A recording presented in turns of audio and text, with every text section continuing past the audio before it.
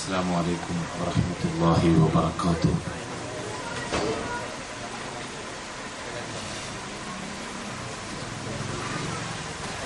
الحمد لله والصلاة والسلام على أشرف رسول الله وعلى آله وأصحابه الفائزين برضا الله. أما بعد،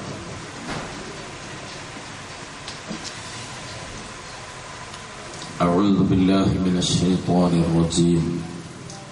بسم الله الرحمن الرحيم.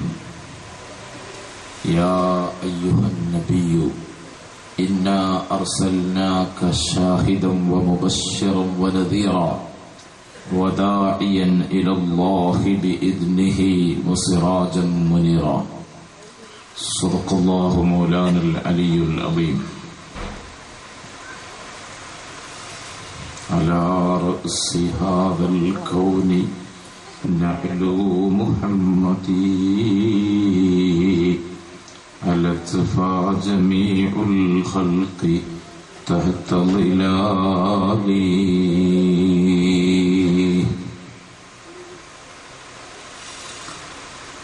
വേദിയിലും സദസ്സിലും അണിനിരന്ന സമാധാനീയരായ ഉസ്താദുമാർ, മുതഅല്ലിമുകൾ, കാരണവന്മാർ, ഉമ്മപെങ്ങന്മാർ, പ്രിയപ്പെട്ട സുഹൃത്തുക്കൾ,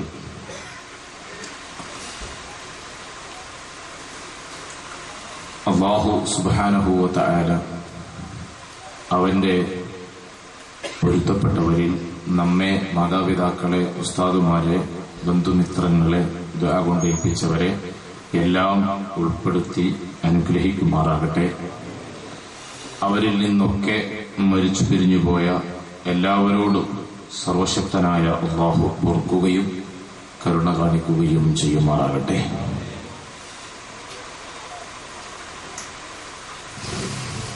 ഇവിടെ ഇത്രയധികം ആത്മീയത മുറ്റി നിൽക്കുന്ന ഒരു സദസ്സിൽ പങ്കെടുക്കാൻ നമുക്ക് ഭാഗ്യമുണ്ടായത് ബഹുമാന്യനായ PSK ഉസ്താദുമായി ബന്ധം ഉള്ളതുകൊണ്ടാണ്. ഉസ്താദ് ഇത്ര മനോഹരമായി മൗലിദിന്റെ മജ്‌ലിസ് സംഘടിപ്പിച്ചിരിക്കുന്നു. അല്ലാഹു സുബ്ഹാനഹു വ തആല മുത്തുനബിയുടെ യഥാർത്ഥ ആശിഖീങ്ങളിലേക്ക്, മുഹിബ്ബീങ്ങളിലേക്ക് ഉയരാൻ ഇതൊരു സബബായി സ്വീകരിക്കുമാറാകട്ടെ. ഈ വീട്ടുകാർക്കും ഇതിന്റെ പരിസരത്തുള്ള എല്ലാവർക്കും ഈ മജ്‌ലിസിന്റെ ബർക്കത്ത് അല്ലാഹു സുബ്ഹാനഹു വ തആല എത്തിച്ചു നൽകുമാറാകട്ടെ. ഉസ്താദ് പ്രസംഗിക്കാൻ ക്ഷണിച്ചപ്പോൾ തന്നെ സാധാരണക്കാർക്ക് വേണ്ടി എന്നൊരു വാക്ക് പറഞ്ഞിട്ടുണ്ട്. വലിയവര് പറയുന്നതിനൊക്കെ ഒരർത്ഥം ഉണ്ടാവും എന്ന് പറഞ്ഞാൽ, നിങ്ങളെ മുന്നിൽ കുറെ മുതഅല്ലിമീങ്ങളുണ്ട്, അവർക്ക് വേണ്ടി പ്രസംഗിക്കരുത് എന്നാണ് അതിന്റെ അർത്ഥം. അപ്പൊ ഞാൻ ഏതായാലും മുതഅല്ലിമീങ്ങളോട് സംസാരിക്കാൻ ആളല്ല. അതോടൊപ്പം ഉസ്താദ് പറഞ്ഞ ആ നിർദ്ദേശം സ്വീകരിക്കേണ്ടതും ഉണ്ട് എന്നാണ് ഒന്നാമതായി പറയാനുള്ളത്.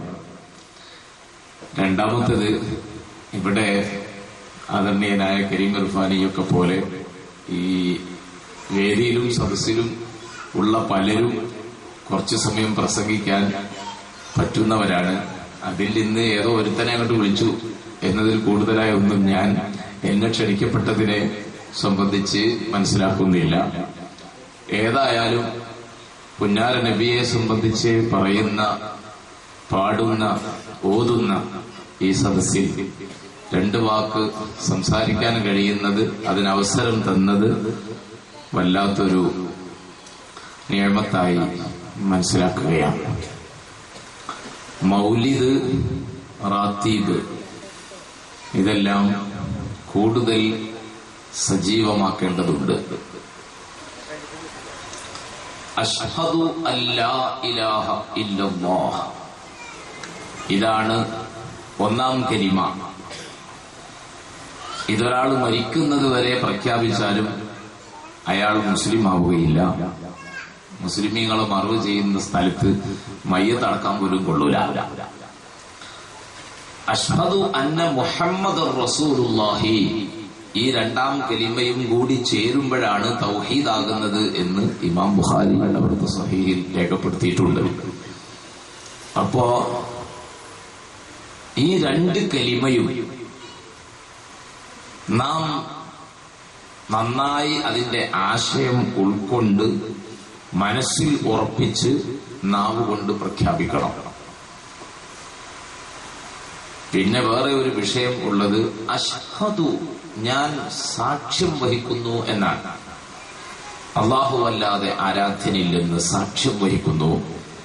നിശ്ചയം മുഹമ്മദ് അല്ലാഹുവിന്റെ റസൂലാണെന്ന് സാക്ഷിയാകുന്നു. നിങ്ങളൊന്ന് ആലോചിച്ച് നോക്കൂ സഹോദരന്മാരെ, നമ്മളൊരു കോടതിയിലോ മറ്റോ ചെന്ന് ഒരു സാക്ഷി പറയുകയാണെങ്കിൽ ഇത്ര മീറ്റർ അടുത്ത് അകലെ നിന്ന് ഞാൻ കണ്ടു എന്ന് പറയണം, അപ്പോഴേ സാക്ഷിയാവുള്ളൂ. നമ്മളാരെങ്കിലും അല്ലാഹുവിനെ കണ്ടുക്കോ, പിന്നെ എങ്ങനെ ഈ സാക്ഷി പറയൽ ശരിയാകാം? വളരെ ചുരുങ്ങിയ സമയം കൊണ്ട് അവസാനിപ്പിക്കണം എന്നും നിർദ്ദേശമുണ്ട്. അതുകൊണ്ട് ചുരുക്കിയ കണ്ട് പറയുകയാണ്. ശരിക്കും മനസ്സിലാക്കണം, ഈ സാക്ഷി പറയൽ ശരിയാകണമെങ്കിൽ റാത്തീബ് കുറേ ഓതണം. അല്ലാഹു ഹാദിരി, അല്ലാഹു നാദിരി, അല്ലാഹു ഷാഹിദി, അല്ലാഹു മഈ, യാ ഹന്നാനു യാ മന്നാനു യാ ദയ്യാനു യാ സുബ്ഹാൻ, അൻതൽ ഹാദി അൻതൽ ഹഖ്. ഇതിങ്ങനെ ഓതണം. ഓതിയാൽ മാത്രം പോരാ, റാത്തീബുകളിൽ പാരായണം ചെയ്യപ്പെടുന്ന അള്ളാഹുവിന്റെ അതിവിശിഷ്ട നാമങ്ങളെക്കുറിച്ചുള്ള അവഗാഹമായ പഠനം നടക്കണം. അങ്ങനെ പടച്ച റബ്ബിനെ കണ്ടതുപോലെയാകണം. പിന്നെ പറയണം അഷ്ഹദു. അപ്പോ റാത്തീബുകൾ ഒന്നാം കലിമയുടെ പൂർത്തീകരണത്തിന്റെ ഭാഗമാണ്. മൗലിദ് എന്ന് പറഞ്ഞാൽ നമുക്കറിയാം, നബി സല്ലല്ലാഹു അലൈഹി വസല്ലം തങ്ങളുടെ സംഭവബഹുലമായ ജീവിതത്തെ വരച്ചു കാണിക്കുകയാണ്. അവിടുന്ന് ജനിച്ച സമയം, അവിടുത്തെ കുട്ടിക്കാലം, അവിടുത്തെ യൗവനം, അവിടുത്തെ ഐതിഹാസികമായ ജീവിത രംഗങ്ങളെല്ലാം അയവിറക്കപ്പെടുകയാണ്. അത് പാരായണം ചെയ്യുകയാണ്. അത് മനുഷ്യൻ മനസ്സിലാക്കുകയാണ്. മൗലിദുകൾ ഓതി ഓതി ഓതി തിരുനബിയെ കണ്ടതുപോലെയാകണം. എന്നിട്ട് പറയണം അഷ്ഹദു അന്ന മുഹമ്മദുർ റസൂലുള്ളാഹ്. അപ്പോൾ മൗലിദുകൾ രണ്ടാം കലിമയുടെയും ഭാഗമാണ്. ചുരുക്കത്തിൽ റാത്തീബും മൗലൂദും എന്ന് പറയുന്നത് ലാ ഇലാഹ ഇല്ലല്ലാഹ് മുഹമ്മദുർ റസൂലുള്ളാഹ് എന്നത് മനുഷ്യന്റെ മനസ്സിൽ രൂഢമൂലമാകാൻ വേണ്ടിയുള്ളതാണ്. വാദി പ്രതിയാകുന്നതാണ് നാം കാണുന്നത്. ഇത് ശിർക്കല്ല, മറിച്ച് തൗഹീദാണ്. ഇത് യഥാർത്ഥ തൗഹീദും ശിർക്കും എന്ത് എന്ന് മനസ്സിലാക്കിയിരുന്ന മുൻകാമികൾ ഇതെല്ലാം ഇവിടെ നടപ്പിൽ വരുത്തി. നിങ്ങൾ ഒന്ന് ആലോചിച്ചു നോക്കൂ. ഒരു 50 കൊല്ലം മുമ്പ് നമ്മുടെ കേരളത്തിൽ ഈ നാടുകളിലൊക്കെ തന്നെ ജീവിച്ച നമ്മുടെ പൂർവീകരായ മുസ്ലിമീങ്ങൾ, ആ മുസ്ലിമീങ്ങളുടെ മുന്നിൽ ചെന്ന് പെൺവാണിഭം എന്ന് പറഞ്ഞാൽ അവരിങ്ങനെ നെയ്യപ്പം എന്നൊക്കെ പറയുമ്പോൾ എന്തോ ഒരു സാധനമാണെന്ന് വിചാരിക്കുമായിരുന്നു. അതെന്താന്ന് അവർക്ക് തിരിയില്ലായിരുന്നു. എന്തേ കാരണം? മിക്കവാറും മാസത്തിലൊരിക്കൽ അല്ലെങ്കിൽ 2 മാസം കൂടുമ്പോഴൊരിക്കലെങ്കിലും വീട്ടിൽ റാത്തീബ് ഉണ്ടാവും. ആ റാത്തീബിന്റെ സദസ്സിലെ ആലിമീങ്ങളും മുത്താലിമീങ്ങളും അഹ്ലുബൈത്തും മഹാനായ ബാവസ്ഥാദിനൊക്കെ പോലെയുള്ള പണ്ഡിത കേസരികൾ വരും. അവരുടെ അടുത്ത് കൊണ്ടുപോയി ഈ ചെറുപ്പക്കാരെ കുട്ടികളൊക്കെ കാരണന്മാര് പിടിച്ചങ്ങോട്ട് ഇരുത്തും. എന്നിട്ട് ആ സദസ്സിൽ ഇരിക്കുമ്പോൾ തന്നെ കുട്ടികളെ മനസ്സ് നന്നാവും. എന്നിട്ട് ഇരുന്നിട്ട് ചെല്ലുന്നത് 101 പ്രാവശ്യം അല്ലാഹു ഹാദിരി, അല്ലാഹു നാദിരി, അല്ലാഹു ഷാഹിദി, അല്ലാഹു മഈ. പടച്ച റബ്ബ് എപ്പോഴും ഷാഹിദാണ്. അല്ലാഹു ഏത് നിമിഷവും എന്നെ കണ്ടുകൊണ്ടിരിക്കുകയാണ്. പടച്ചവന്റെ ദൃഷ്ടിക്ക് മുന്നിൽ നിന്ന് മായാൻ എനിക്ക് പറ്റില്ല. ഞാൻ എവിടെ പോയാലും, ഏത് കേന്ദ്രത്തിലെത്തിയാലും, ആരോട് സംസാരിച്ചാലും, ഏത് സൈറ്റിൽ പ്രവേശിച്ചാലും, ഏത് മൊബൈലിൽ മെസ്സേജ് കൊടുത്താലും അല്ലാഹു മഈ, ഇതാവർത്തിച്ചാവർത്തിച്ചുരുവിടുന്ന ആ ദിക്റിലൂടെ അല്ലാഹു റബ്ബുൽ ഇസ്സത്തിനെ ഖൽബിൽ നന്നായി പ്രതിഷ്ഠിക്കപ്പെടുന്ന ഒരു മനുഷ്യനെ സംബന്ധിച്ചിടത്തോളം അയാൾക്ക് മറ്റേ സാധനം എന്താണെന്ന് തിരിയില്ലായിരുന്നു. ഇടക്കാലത്ത് വിവരം കുറഞ്ഞ ആരൊക്കെയോ കടന്നു വന്നു. അവർ ഇതിനൊക്കെ എതിർത്തു. റാത്തീബും മൗലൂദുമൊക്കെ വേണമെന്ന് പറഞ്ഞിട്ട് ദലീലുകൾ വെച്ച് അതിനെ സ്ഥാപിക്കുന്ന എനിക്ക് പോലും ഇപ്പൊ ഇവിടെ PSK ഉസ്താദിന്റെ ഈ സദസ്സ് കണ്ടപ്പോൾ ഞാനിങ്ങനെ ഇരുന്ന് ആലോചിക്കായിരുന്നു, കുറച്ചുകൂടെ ഇതുപോലെ മരിക്കണതിന് മുമ്പ് ഒരിക്കലെങ്കിലും സംഘടിപ്പിക്കാൻ എന്താണ് വഴി? ഇത് ദലായിലുകൾ കൊണ്ട് സമർത്ഥിക്കുന്ന ആളുകൾക്ക് തന്നെ ഇത് സംഘടിപ്പിക്കാനും നടത്താനും നേരില്ലാതായി. അങ്ങനെ വന്നപ്പോൾ സംഭവിച്ചത് എന്താണ് സഹോദരന്മാരെ? സംഭവിച്ചത് ഇതിന്റെ സ്ഥാനത്ത് മനുഷ്യന്റെ അധമ വികാരങ്ങളെ ഇക്കിളിപ്പെടുത്തുന്ന പാശ്ചാത്യൻ സംഗീതം നമ്മുടെയൊക്കെ വീടുകളിൽ കടന്നു വന്നു. അതിലൂടെ ചെറുപ്പക്കാരന്റെ വികാരം ഇക്കിളിപ്പെട്ടു. അവൻ പീഡന കേസിന് പ്രതിയായി. ഉമ്മന്റെയും ബാപ്പന്റെയും ഒക്കെ പേര് വെച്ചിട്ട് അതാ കുട്ടികളെ പറ്റി പത്രത്തിന് വാർത്ത വരുന്നു. ഞാൻ ഇവിടെ കൂടിയിരിക്കുന്ന ഉമ്മമാരോട്, രക്ഷിതാക്കളോട്, എന്റെ പ്രിയപ്പെട്ട സഹോദരന്മാരോട് ഒരു കാര്യം ഈ സമയത്ത് ഓർമ്മപ്പെടുത്തുന്നു.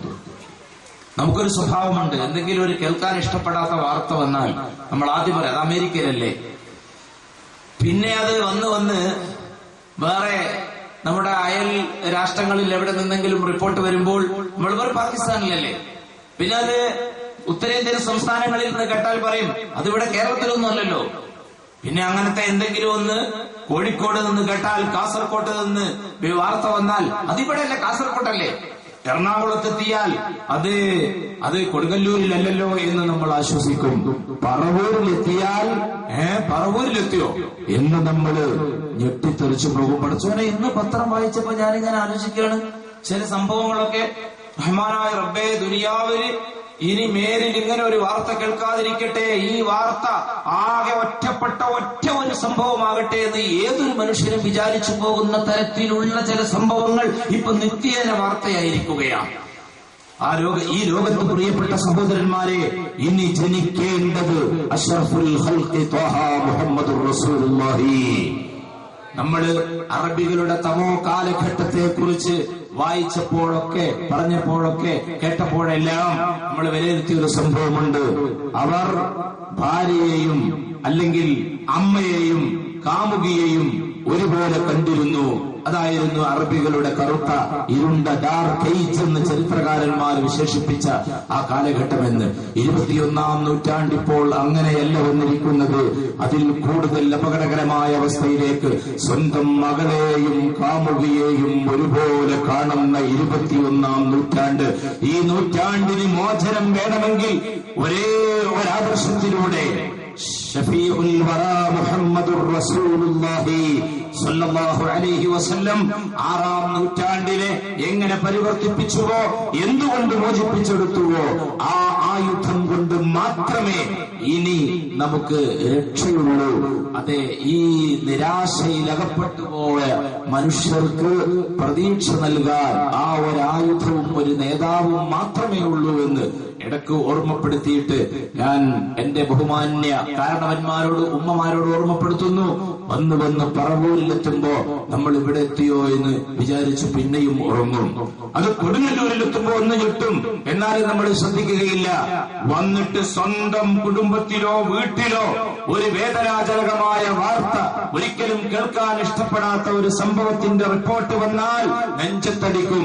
ആ ദാരുണമായ അപകടകരമായ അവസ്ഥയിലെത്തുന്നതിന്റെ മുമ്പ് എല്ലാ വീടുകളിലും റാത്തീബ് തുടങ്ങണം.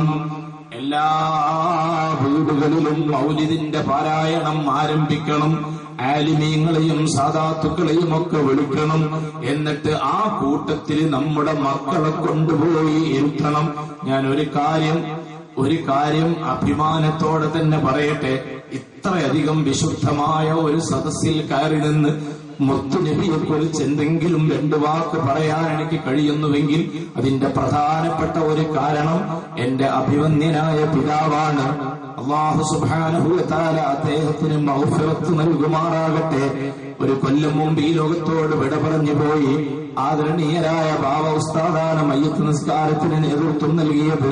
ഉസ്താദിനും അല്ലാഹു ദീർഘായുസ് നൽകട്ടെ. വഫാത്തായി പോയ ഉപ്പാന്റെ ഖബർ അല്ലാഹു വെളിച്ചമാക്കി കൊടുക്കട്ടെ.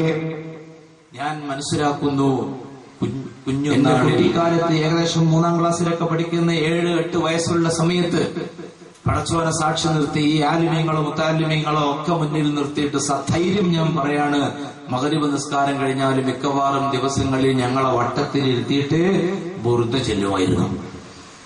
ഇവിടെ ഈ മുത്താലിമീങ്ങൾ ഈണത്തിൽ യാക്രമ ചൊല്ലിയപ്പോൾ ആ പഴയകാല ഓർമ്മകളെല്ലാം ഇങ്ങനെ അയവിറക്കുകയായിരുന്നു ഈ വിനീതൻ. പഴയ കാലത്ത് അതിന് വല്ലാത്തൊരു ട്യൂൺ ഉണ്ടായിരുന്നു. മൗലായ സ്വല്ലി വസല്ലിം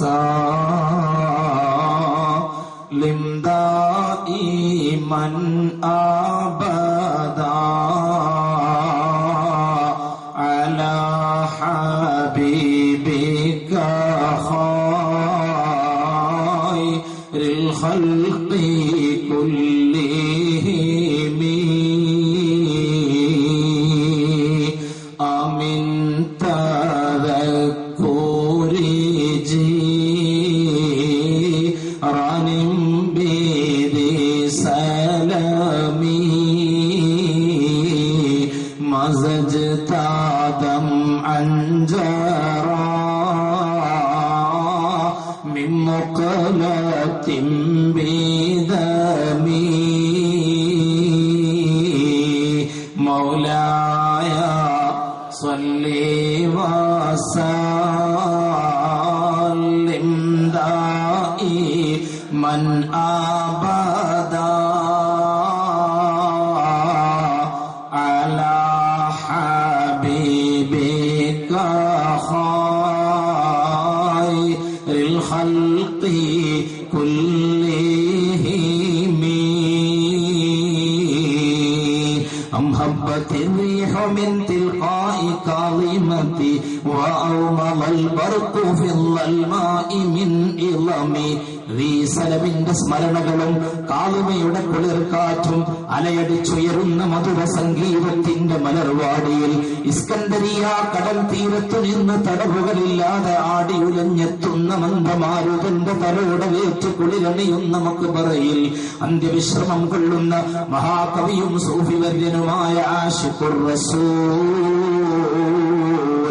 തന്റെ ചമൽക്കാരത്തിന്റെ ചന്തവും സാഹിത്യ സമ്പുഷ്ടതയും ഒത്തുമേളിച്ച ഈ ബുർദ ഷരീഫിലൂടെ ഹബീബായ ലോകാനുഗ്രഹിയ ഇരുലോകത്തിന്റെയും ചക്രവർത്തിയെ മാലോകർക്ക് പരിചയപ്പെടുത്തുകയാണ്.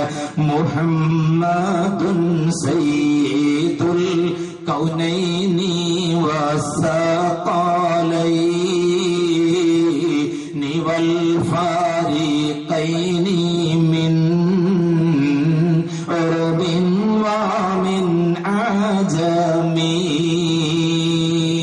ഇതിങ്ങനെ ചൊല്ലുമായിരുന്നു.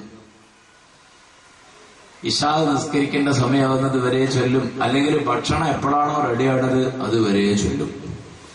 ഈ ബുർദ ചൊല്ലിയതിന്റെ ബറക്കത്തായിരിക്കും ഈ സദസ്സിൽ എഴുന്നേറ്റ് നിൽക്കാൻ എനിക്ക് സാധിച്ചതെന്ന് ഞാൻ ഉറച്ചു വിശ്വസിക്കുന്നുണ്ട്. പ്രിയപ്പെട്ട കാരണവന്മാര്, ഉമ്മമാര് ഒക്കെ മനസ്സിലാക്കണം. അങ്ങനെ കുറച്ചു കാലം കഴിഞ്ഞിട്ട് സുബ്ഹാനല്ലാഹ് എന്നെ ഓതാൻ പറഞ്ഞേക്കാണ് 12ാമത്തെ വയസ്സിൽ.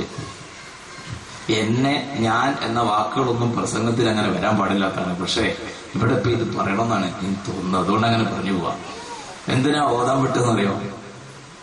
ഇപ്പോഴും ജീവിച്ചിരിക്കുന്ന അഭിവന്യയായ ഉമ്മ, അള്ളാഹു അവർക്ക് ദീർഘായുസ്സും കൊടുക്കട്ടെ, വീട്ടിൽ നിന്ന് ഇറക്കി അങ്ങോട്ട് ആദ്യമായിട്ട് ഓതാൻ പറഞ്ഞേക്കണ സമയത്ത് പറഞ്ഞൊരു വാക്കുണ്ട്. ഓൻ ആരെങ്കിലും ഒരു നേരത്തെ ഭക്ഷണമെങ്കിലും പൊരുത്തപ്പെട്ട് കൊടുക്കല്ലോ എന്ന്.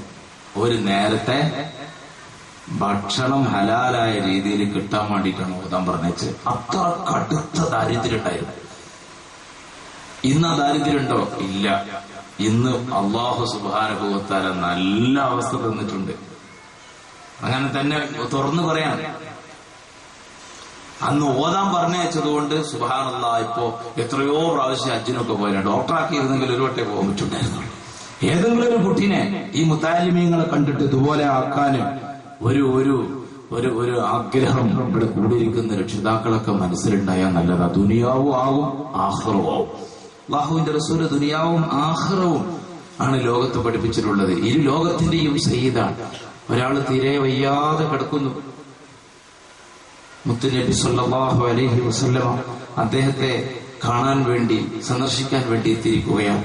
നോക്കുമ്പോൾ അദ്ദേഹത്തിന്റെ അവസ്ഥ വല്ലാത്ത ഗുരുതരമായ ഒരു സ്ഥിതിയാണ്. നബിത്തങ്ങൾ ചോദിച്ചു, എന്താണ് ഇപ്പൊ ഇങ്ങനെ സംഭവിച്ചത്? അദ്ദേഹവുമായിട്ട് ആശയവിനിമയം നടത്തുന്നു, കുശലാന്വേഷണങ്ങൾ നടത്തുന്നു. അപ്പൊ അദ്ദേഹം പറഞ്ഞു, ഞാൻ പടച്ചവനോട് ദുആ ചെയ്തു പോയി, റബ്ബേ എനിക്ക് എന്തെങ്കിലും ശിക്ഷ ആഖിറത്തിൽ തരാൻ വിചാരിച്ചിട്ടുണ്ടെങ്കിൽ അതും കൂടി ദുനിയാവിലും കൂടി തരണമെന്ന് ഞാൻ ദുആർന്നു പോയി. ഉടനെ നബി സല്ലല്ലാഹു അലൈഹി വസല്ലം പറഞ്ഞു, സുബ്ഹാനല്ലാഹ് സുബ്ഹാനല്ലാഹ്, എന്താണ് ഇപ്പൊ നിങ്ങൾ ഈ പറയുന്നത്? ഇതൊക്കെ മനുഷ്യന് താങ്ങാൻ പറ്റുന്ന കാര്യമാണോ? എന്തിന് നിങ്ങൾ അങ്ങനെ ദുആ ചെയ്തു? അങ്ങനെ ദ്വാരക്കണ്ട, നിങ്ങൾക്ക് ഇങ്ങനെ ദ്വാരക്കാമായിരുന്നില്ലേ? റബ്ബന ആതിന ഫിദ്ദുനിയ ഹസന വഫിൽ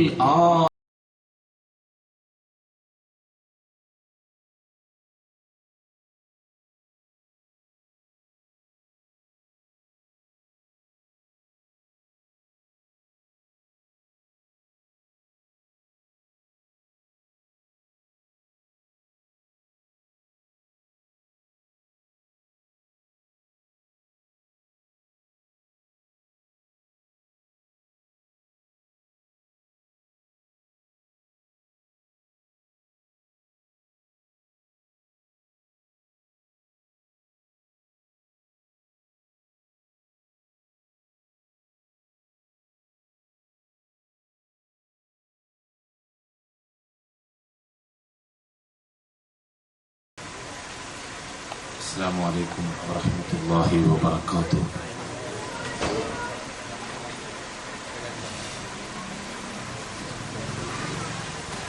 അൽഹംദുലില്ലാഹ് വസ്സലാത്തു വസ്സലാമു അലാ അഷ്റഫി റസൂലില്ലാഹ് വഅലാ ആലിഹി വഅസ്ഹാബിഹിൽ ഫായിസീന ബിറിദല്ലാഹ്. അമ്മാ ബഅദ്.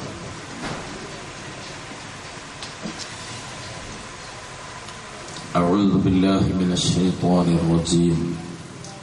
بسم الله الرحمن الرحيم. يا أيها النبي إنا أرسلناك شاهدا ومبشرا ونذيرا وداعيا إلى الله بإذنه وسراجا منيرا. صدق الله مولانا العلي العظيم. على رأس هذا الكون نعلو محمدي، ألتفى جميع الخلق تحت ظلالي.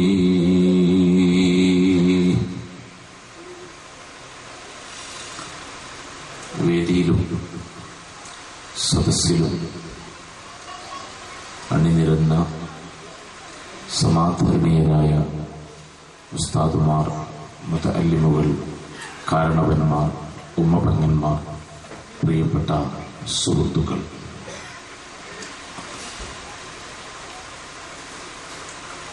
അല്ലാഹു സുബ്ഹാനഹു വ തആല അവന്റെ പൊരുത്തപ്പെട്ടവരിൽ നമ്മെ, മാതാപിതാക്കളെ, ഉസ്താദുമാരെ, ബന്ധുമിത്രങ്ങളെ, ദുആ കൊണ്ട് ഏൽപ്പിച്ചവരെ എല്ലാം ഉൾപ്പെടുത്തി അനുഗ്രഹിക്കുമാറാകട്ടെ.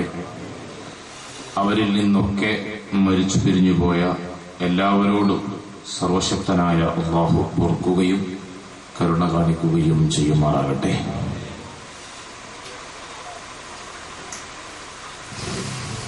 ഇവിടെ ഇത്രയധികം ആത്മീയത മുറ്റി നിൽക്കുന്ന ഒരു സദസ്സിൽ പങ്കെടുക്കാൻ നമുക്ക് ഭാഗ്യമുണ്ടായത് ബഹുമാന്യനായ PSK ഉസ്താദുമായി ബന്ധം ഉള്ളതുകൊണ്ടാണ്. ഉസ്താദ് ഇത്ര മനോഹരമായി മൗലിദിന്റെ മജ്‌ലിസ് സംഘടിപ്പിച്ചിരിക്കുന്നു. അല്ലാഹു സുബ്ഹാനഹു വ തആല മുത്തുനബിയുടെ യഥാർത്ഥ ആശിഖീങ്ങളിലേക്ക് മുഹിബ്ബീങ്ങളിലേക്ക് ഉയരാൻ ഇതൊരു സബബായി സ്വീകരിക്കുമാറാകട്ടെ. ഈ വീട്ടുകാർക്കും ഇതിന്റെ പരിസരത്തുള്ള എല്ലാവർക്കും ഈ മജ്‌ലിസിന്റെ ബർക്കത്ത് അല്ലാഹു സുബ്ഹാനഹു വ തആല എത്തിച്ചു നൽകുമാറാകട്ടെ. ഉസ്താദ് പ്രസംഗിക്കാൻ ക്ഷണിച്ചപ്പോൾ തന്നെ സാധാരണക്കാർക്ക് വേണ്ടി എന്നൊരു വാക്ക് പറഞ്ഞിട്ടുണ്ട്. വലിയവര് പറയുന്നതിനൊക്കെ ഒരർത്ഥം ഉണ്ടാവും എന്ന് പറഞ്ഞാൽ നിങ്ങളെ മുന്നിൽ കുറെ മുത്താലിമീങ്ങളുണ്ട്, അവർക്ക് വേണ്ടി പ്രസംഗിക്കരുത് എന്നാണ് അതിന്റെ അർത്ഥം. അപ്പൊ ഞാൻ ഏതായാലും മുത്താലിമീങ്ങളോട് സംസാരിക്കാൻ ആളല്ല. അതോടൊപ്പം ഉസ്താദ് പറഞ്ഞ ആ നിർദ്ദേശം സ്വീകരിക്കേണ്ടതും ഉണ്ട് എന്നാണ് ഒന്നാമതായി പറയാനുള്ളത്. രണ്ടാമത്തേത്, ഇവിടെ ആദരണീയനായ കരീം ഇർഫാനിയൊക്കെ പോലെ ഈ വേദിയിലും സദസ്സിലും ഉള്ള പലരും കുറച്ചു സമയം പ്രസംഗിക്കാൻ പറ്റുന്നവരാണ്. അതിൽ നിന്ന് ഏതോ ഒരുത്തനെ അങ്ങോട്ട് വിളിച്ചു എന്നതിൽ കൂടുതലായ ഒന്നും ഞാൻ എന്നെ ക്ഷണിക്കപ്പെട്ടതിനെ സംബന്ധിച്ച് മനസ്സിലാക്കുന്നില്ല. ഏതായാലും പുന്നാര നബിയെ സംബന്ധിച്ച് പറയുന്ന, പാടുന്ന, ഓതുന്ന ഈ സദസ്സിൽ രണ്ട് വാക്ക് സംസാരിക്കാൻ കഴിയുന്നത്, അതിനവസരം തന്നത് വല്ലാത്തൊരു നിയമത്തായി മനസ്സിലാക്കുകയാണ്. മൗലിദ്, റാത്തീബ് ഇതെല്ലാം കൂടുതൽ സജീവമാക്കേണ്ടതുണ്ട്. അഷ്ഹദു അല്ലാ ഇലാഹ ഇല്ലല്ലാഹ്, ഇതാണ് ഒന്നാം കലിമ. ഇതൊരാൾ മരിക്കുന്നത് വരെ പ്രഖ്യാപിച്ചാലും അയാൾ മുസ്ലിം ആവുകയില്ല.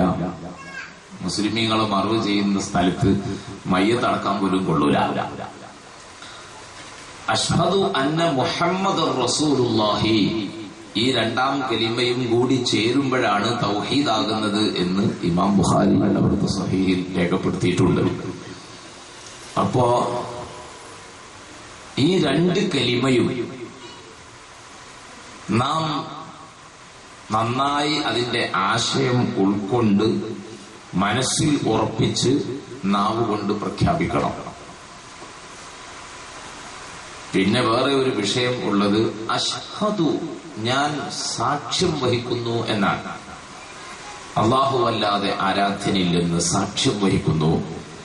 നിശ്ചയം മുഹമ്മദ് അല്ലാഹുവിന്റെ റസൂലാണെന്ന് സാക്ഷിയാകുന്നു. നിങ്ങളൊന്ന് ആലോചിച്ച് നോക്കൂ സഹോദരന്മാരെ, നമ്മളൊരു കോടതിയിലോ മറ്റോ ചെന്ന് ഒരു സാക്ഷി പറയുകയാണെങ്കിൽ ഇത്ര മീറ്റർ അടുത്ത് അകലെ നിന്ന് ഞാൻ കണ്ടു എന്ന് പറയണം, അപ്പോഴേ സാക്ഷിയാവുള്ളൂ.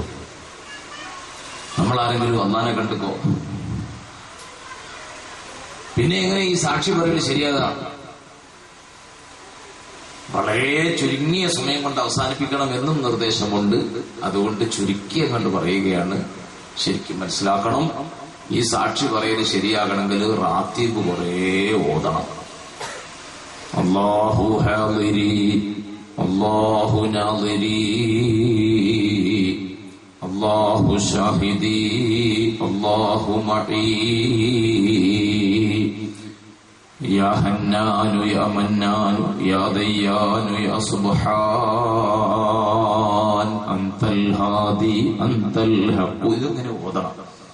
ഓതിയാൽ മാത്രം പോരാ, റാത്തീബുകളിൽ പാരായണം ചെയ്യപ്പെടുന്ന അള്ളാഹുവിന്റെ അതിവിശിഷ്ട നാമങ്ങളെക്കുറിച്ചുള്ള അവഗാഹമായ പഠനം നടക്കണം. അങ്ങനെ പടച്ച റബ്ബിനെ കണ്ടതുപോലെയാകണം. പിന്നെ പറയണം അഷ്ഹദു. അപ്പോ റാത്തീബുകൾ ഒന്നാം കലിമയുടെ പൂർത്തീകരണത്തിന്റെ ഭാഗമാണ്.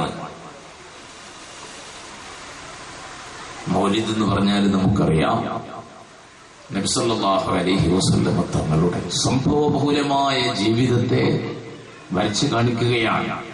അവിടുന്ന് ജനിച്ച സമയം, അവിടുത്തെ കുട്ടിക്കാലം, അവിടുത്തെ യൗവനം, അവിടുത്തെ ഐതിഹാസികമായ ജീവിത രംഗങ്ങളെല്ലാം അയവിറക്കപ്പെടുകയാണ്. അത് പാരായണം ചെയ്യുകയാണ്. അത് മനുഷ്യൻ മനസ്സിലാക്കുകയാണ്. മൗലിദുകൾ ഓതി ഓതി ഓതി തിരുനബിയെ കണ്ടതുപോലെയാകണം. എന്നിട്ട് പറയണം അശ്ഹദു അന്ന മുഹമ്മദർ റസൂലുള്ളാഹ്. അപ്പോൾ മൗലിദുകൾ രണ്ടാം കലിമയുടെയും ഭാഗമാണ്. ചുരുക്കത്തിൽ റാത്തീബും മൗലൂദും എന്ന് പറയുന്നത് ലാ ഇലാഹ ഇല്ലല്ലാഹ് മുഹമ്മദ് റസൂലുള്ളാഹ് എന്നത് മനുഷ്യന്റെ മനസ്സിൽ രൂഢമൂലമാകാൻ വേണ്ടിയുള്ളതാണ്. വാദി പ്രതിയാകുന്നതാണ് നാം കാണുന്നത്. ഇത് ശിർക്കല്ല, മറിച്ച് തൗഹീദാണ്. ഇത് യഥാർത്ഥ തൗഹീദും ശിർക്കും എന്ത് എന്ന് മനസ്സിലാക്കിയിരുന്ന മുൻകാമികൾ ഇതെല്ലാം ഇവിടെ നടപ്പിൽ വരുത്തി. നിങ്ങൾ ഒന്ന് ആലോചിച്ചു നോക്കൂ. ഒരു 50 കൊല്ലം മുമ്പ് നമ്മുടെ കേരളത്തിൽ ഈ നാടുകളിലൊക്കെ തന്നെ ജീവിച്ച നമ്മുടെ പൂർവികരായ മുസ്ലിമീങ്ങൾ, ആ മുസ്ലിമീങ്ങളുടെ മുന്നിൽ ചെന്ന് പെൺവാണിഭം എന്ന് പറഞ്ഞാൽ അവരിങ്ങനെ നെയ്യപ്പം എന്നൊക്കെ പറയുമ്പോൾ എന്തോ ഒരു സാധനമാണെന്ന് വിചാരിക്കുമായിരുന്നു. അതെന്താന്ന് അവർക്ക് തിരിയില്ലായിരുന്നു. എന്തേ കാരണം? മിക്കവാറും മാസത്തിലൊരിക്കൽ അല്ലെങ്കിൽ 2 മാസം കൂടുമ്പോഴൊരിക്കലെങ്കിലും വീട്ടിൽ റാത്തീബ് ഉണ്ടാവും. ആ റാത്തീബിന്റെ സദസ്സിലെ ആലിമീങ്ങളും മുത്താലിമീങ്ങളും അഹ്ലുബൈത്തും മഹാനായ ബാവസ്ഥാദിനൊക്കെ പോലെയുള്ള പണ്ഡിത കേസരികൾ വരും. അവരുടെ അടുത്ത് കൊണ്ടുപോയി ഈ ചെറുപ്പക്കാരെ കുട്ടികളൊക്കെ കാരണന്മാര് പിടിച്ചങ്ങോട്ട് ഇരുത്തും. എന്നിട്ട് ആ സദസ്സിൽ ഇരിക്കുമ്പോൾ തന്നെ കുട്ടികളെ മനസ്സ് നന്നാവും. എന്നിട്ട് ഇരുന്നിട്ട് ചെല്ലുന്നത് 101 പ്രാവശ്യം അല്ലാഹു ഹാദിരി അല്ലാഹു നാദിരി അല്ലാഹു ഷാഹിദി അല്ലാഹു മഈ. പടച്ച റബ്ബ് എപ്പോഴും ഷാഹിദാണ്. അല്ലാഹു ഏത് നിമിഷവും എന്നെ കണ്ടുകൊണ്ടിരിക്കുകയാണ്. പടച്ചവന്റെ ദൃഷ്ടിക്ക് മുന്നിൽ നിന്ന് മായാൻ എനിക്ക് പറ്റില്ല. ഞാൻ എവിടെ പോയാലും, ഏത് കേന്ദ്രത്തിലെത്തിയാലും, ആരോട് സംസാരിച്ചാലും, ഏത് സൈറ്റിൽ പ്രവേശിച്ചാലും, ഏത് മൊബൈലിൽ മെസ്സേജ് കൊടുത്താലും അല്ലാഹു മഈ. ഇതാവർത്തിച്ചാവർത്തിച്ചുരുവിടുന്ന ആ ദിക്റിലൂടെ അല്ലാഹു റബ്ബുൽ ഇസ്സത്തിനെ ഖൽബിൽ നന്നായി പ്രതിഷ്ഠിക്കപ്പെടുന്ന ഒരു മനുഷ്യനെ സംബന്ധിച്ചിടത്തോളം അയാൾക്ക് മറ്റേ സാധനം എന്താണെന്ന് തിരിയില്ലായിരുന്നു. ഇടക്കാലത്ത് വിവരം കുറഞ്ഞ ആരൊക്കെയോ കടന്നു വന്നു. അവർ ഇതിനൊക്കെ എതിർത്തു.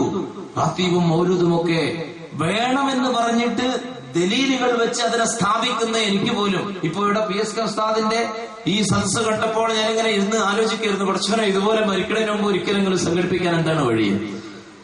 ഇത് ദലായിലുകൾ കൊണ്ട് സമർത്ഥിക്കുന്ന ആളുകൾക്ക് തന്നെ ഇത് സംഘടിപ്പിക്കാനും നടത്താനും നേരില്ലാതായി. അങ്ങനെ വന്നപ്പോൾ സംഭവിച്ചത് എന്താണ് സഹോദരന്മാരെ?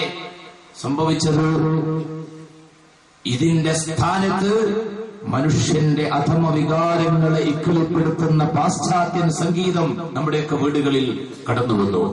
അതിലൂടെ ചെറുപ്പക്കാരന്റെ വികാരം ഇക്കിളിപ്പെട്ടു. അവൻ പീഡന കേസിന് പ്രതിയായി. ഉമ്മന്റെയും ബാപ്പന്റെയും ഒക്കെ പേര് വെച്ചിട്ട് അതാ കുട്ടികളെ പറ്റി പത്രത്തിൽ വാർത്ത വരുന്നു. ഞാൻ ഇവിടെ കൂടിയിരിക്കുന്ന ഉമ്മമാരോട്, രക്ഷിതാക്കളോട്, എന്റെ പ്രിയപ്പെട്ട സഹോദരന്മാരോട് ഒരു കാര്യം ഈ സമയത്ത് ഓർമ്മപ്പെടുത്തുന്നു. നമുക്കൊരു സ്വഭാവമുണ്ട്. എന്തെങ്കിലും ഒരു കേൾക്കാൻ ഇഷ്ടപ്പെടാത്ത വാർത്ത വന്നാൽ നമ്മൾ ആദ്യം പറയാം അത് അമേരിക്കയിലല്ലേ. പിന്നെ അത് വന്ന് വേറെ നമ്മുടെ അയൽ രാഷ്ട്രങ്ങളിൽ എവിടെ നിന്നെങ്കിലും റിപ്പോർട്ട് വരുമ്പോൾ നമ്മൾ വേറെ പാകിസ്ഥാനിലല്ലേ. പിന്നെ അത് ഉത്തരേന്ത്യൻ സംസ്ഥാനങ്ങളിൽ നിന്ന് കേട്ടാൽ പറയും അതിവിടെ കേരളത്തിലൊന്നും അല്ലല്ലോ. പിന്നെ അങ്ങനത്തെ എന്തെങ്കിലും ഒന്ന് കോഴിക്കോട് നിന്ന് കേട്ടാൽ, കാസർകോട്ട് നിന്ന് വാർത്ത വന്നാൽ അതിവിടെ അല്ലേ, കാസർകോട്ടല്ലേ. എറണാകുളത്തെത്തിയാൽ അത് കൊടുങ്ങല്ലൂരിലല്ലല്ലോ എന്ന് നമ്മൾ ആശ്വസിക്കും. പറവൂരിലെത്തിയാൽ പറവൂരിലെത്തിയോ എന്ന് നമ്മള് ഞെട്ടിത്തെറിച്ചു പോകും. പഠിച്ചോനെ ഇന്ന് പത്രം വായിച്ചപ്പോ ഞാനിങ്ങനെ ആലോചിക്കുകയാണ്, ചില സംഭവങ്ങളൊക്കെ റഹ്മാനായ റബ്ബേ ദുനിയാവില് ഇനി മേലിൽ ഇങ്ങനെ ഒരു വാർത്ത കേൾക്കാതിരിക്കട്ടെ. ഈ വാർത്ത ആകെ ഒറ്റപ്പെട്ട ഒരു സംഭവമാകട്ടെ എന്ന് ഏതൊരു മനുഷ്യനും വിചാരിച്ചു പോകുന്ന തരത്തിലുള്ള ചില സംഭവങ്ങൾ ഇപ്പൊ നിത്യേന വാർത്തയായിരിക്കുകയാണ്. ഈ ലോകത്ത് പ്രിയപ്പെട്ട സഹോദരന്മാരെ, ഇനി ജനിക്കേണ്ടത് അഷ്റഫുൽ ഖൽഖി ത്വഹ മുഹമ്മദുർ റസൂലുള്ളാഹി. നമ്മൾ അറബികളുടെ തമോ കാലഘട്ടത്തെ കുറിച്ച് വായിച്ചപ്പോഴൊക്കെ പറഞ്ഞപ്പോഴൊക്കെ കേട്ടപ്പോഴെല്ലാം നമ്മൾ വിലയിരുത്തിയൊരു സംഭവമുണ്ട്. അവർ ഭാര്യയെയും അല്ലെങ്കിൽ അമ്മയെയും കാമുകിയെയും ഒരുപോലെ കണ്ടിരുന്നു. അതായിരുന്നു അറബികളുടെ കറുത്ത ഇരുണ്ട ഡാർക്ക് ഏജ് എന്ന് ചരിത്രകാരന്മാർ വിശേഷിപ്പിച്ച ആ കാലഘട്ടമെന്ന്. 21-ാം നൂറ്റാണ്ടിപ്പോൾ അങ്ങനെയല്ല വന്നിരിക്കുന്നത്. അതിൽ കൂടുതൽ അപകടകരമായ അവസ്ഥയിലേക്ക് സ്വന്തം മകളെയും കാമുകിയെയും ഒരുപോലെ കാണുന്ന 21-ാം നൂറ്റാണ്ട്. ഈ നൂറ്റാണ്ടിന് മോചനം വേണമെങ്കിൽ ഒരേ ഒരാദർശത്തിലൂടെ ഷഫീഉൽ വറാ മുഹമ്മദുർ റസൂലുള്ളാഹി സ്വല്ലല്ലാഹു അലൈഹി വസല്ലം 6-ാം നൂറ്റാണ്ടിലെ എങ്ങനെ പരിവർത്തിപ്പിച്ചുവോ, എന്തുകൊണ്ട് മോചിപ്പിച്ചെടുത്തുവോ, ആ ആയുധം കൊണ്ട് മാത്രമേ ഇനി നമുക്ക് രക്ഷയുള്ളൂ. അതെ, ഈ നിരാശയിൽ അകപ്പെട്ടുപോയ മനുഷ്യർക്ക് പ്രതീക്ഷ നൽകാൻ ആ ഒരായുധവും ഒരു നേതാവും മാത്രമേ ഉള്ളൂ എന്ന് ഇടക്ക് ഓർമ്മപ്പെടുത്തിയിട്ട് ഞാൻ എന്റെ ബഹുമാന്യ കാരണവന്മാരോട് ഉമ്മമാരോട് ഓർമ്മപ്പെടുത്തുന്നു. വന്ന് പറവൂരിലെത്തുമ്പോ നമ്മൾ ഇവിടെ എത്തിയോ എന്ന് വിചാരിച്ചു പിന്നെയും ഉറങ്ങും. അത് കൊടുങ്ങല്ലൂരിലെത്തുമ്പോ ഒന്ന് ഞെട്ടും, എന്നാലും നമ്മൾ ശ്രദ്ധിക്കുകയില്ല. വന്നിട്ട് സ്വന്തം കുടുംബത്തിലോ വീട്ടിലോ ഒരു വേദനാജനകമായ വാർത്ത, ഒരിക്കലും കേൾക്കാൻ ഇഷ്ടപ്പെടാത്ത ഒരു സംഭവത്തിന്റെ റിപ്പോർട്ട് വന്നാൽ നെഞ്ചത്തടിക്കും. ആ ദാരുണമായ അപകടകരമായ അവസ്ഥയിലെത്തുന്നതിന്റെ മുമ്പ് എല്ലാ വീടുകളിലും റാത്തീബ് തുടങ്ങണം. എല്ലാ വീടുകളിലും മൗലിദിന്റെ പാരായണം ആരംഭിക്കണം. ആലിമീങ്ങളെയും സാദാത്തുക്കളെയും ഒക്കെ വിളിക്കണം. എന്നിട്ട് ആ കൂട്ടത്തിൽ നമ്മുടെ മക്കളെ കൊണ്ടുപോയി ഇരുത്തണം. ഞാൻ ഒരു കാര്യം അഭിമാനത്തോടെ തന്നെ പറയട്ടെ. ഇത്രയധികം വിശുദ്ധമായ ഒരു സദസ്സിൽ കയറി നിന്ന് മുത്തുനബിയെ കുറിച്ച് എന്തെങ്കിലും 2 വാക്ക് പറയാൻ എനിക്ക് കഴിയുന്നുവെങ്കിൽ അതിന്റെ പ്രധാനപ്പെട്ട ഒരു കാരണം എന്റെ അഭിവന്ദ്യനായ പിതാവാണ്. അല്ലാഹു സുബ്ഹാനഹു വ തആല അദ്ദേഹത്തിന് മഗ്ഫിറത്ത് നൽകുമാറാകട്ടെ. ഒരു കൊല്ലം മുമ്പ് ഈ ലോകത്തോട് വിട പറഞ്ഞു പോയി ആദരണീയരായ ബാവ ഉസ്താദാണ് മയ്യത്ത് നിസ്കാരത്തിന് നേതൃത്വം നൽകിയത്. ഉസ്താദിനും അല്ലാഹു ദീർഘായുസ് നൽകട്ടെ. വഫാത്തായി പോയ ഉപ്പാന്റെ ഖബർ അല്ലാഹു വെളിച്ചമാക്കി കൊടുക്കട്ടെ. ഞാൻ മനസ്സിലാക്കുന്നു, കുട്ടിക്കാലത്ത് ഏകദേശം 3-ാം ക്ലാസ്സിലൊക്കെ പഠിക്കുന്ന 7-8 വയസ്സുള്ള സമയത്ത് പടച്ചോനെ സാക്ഷി നിർത്തി ഈ ആലിമീങ്ങളോ മുത്താലിമീങ്ങളോ ഒക്കെ മുന്നിൽ നിർത്തിയിട്ട് സധൈര്യം ഞാൻ പറയാണ്, മഗ്രിബ് നിസ്കാരം കഴിഞ്ഞാലും മിക്കവാറും ദിവസങ്ങളിൽ ഞങ്ങളെ വട്ടത്തിലിരുത്തിയിട്ട് ബുർദ ചെല്ലുമായിരുന്നു.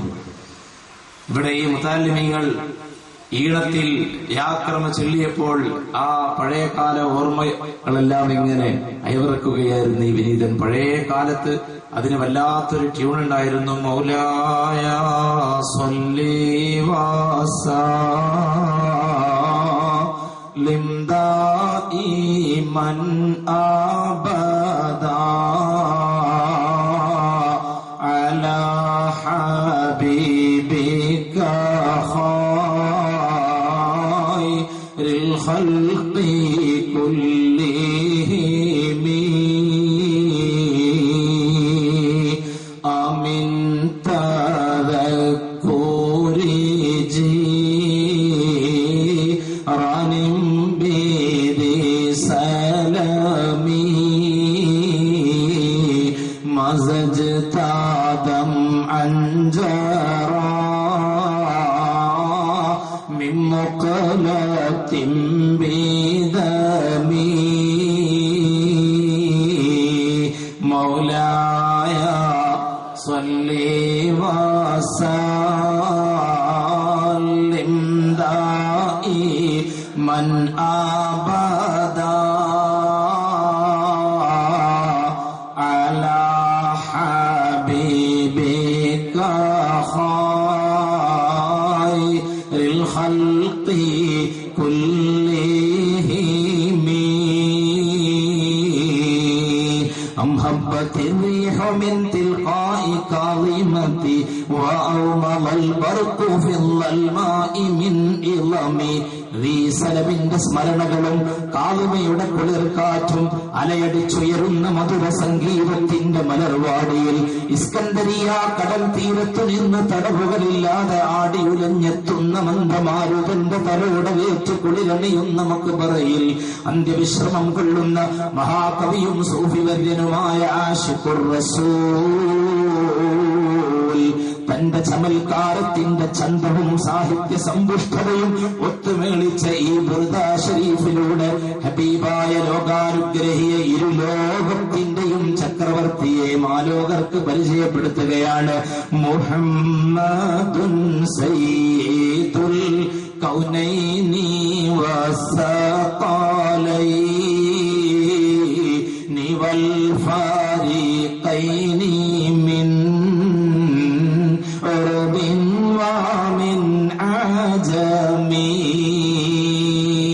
ഇതിങ്ങനെ ചൊല്ലുമായിരുന്നു.